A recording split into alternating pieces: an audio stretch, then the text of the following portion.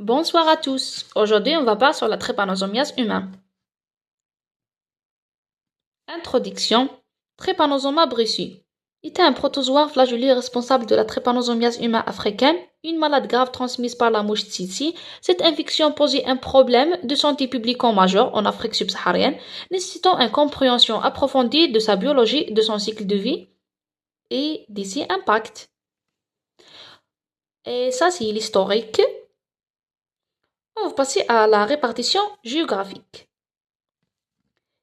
État endémique en Afrique subsaharienne avec une prévalence élevée dans ces pays comme la République démocratique du Congo, l'Angola et le Soudan du Sud.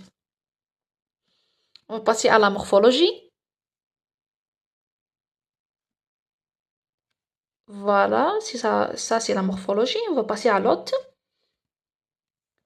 Les hôtes principaux sont les humains et certains animaux comme les bovins et les chevaux. On va passer à la systématique. Systématique, on veut dire à la classification de vecteurs et de parasites. Voilà ça. On va passer à le cycle de vie.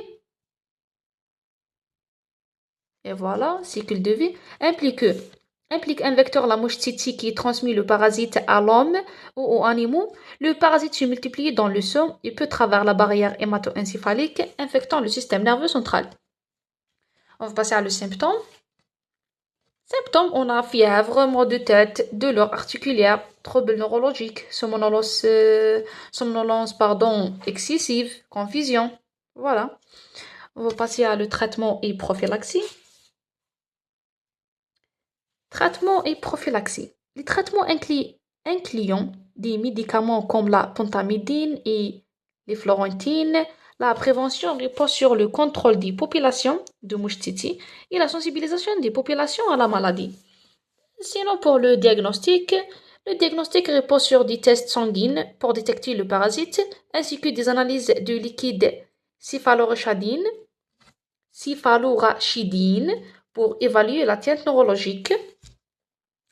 À la fin, les références. Avant les références, on va parler sur la conclusion. Trypanosoma brucei reste une menace significative pour la santé en Afrique, mais des efforts continus en matière de recherche et de santé publique sont essentiels pour lutter contre cette maladie débutante. Les références. Voilà. Ça, c'est les références. À la fin, merci beaucoup pour votre attention.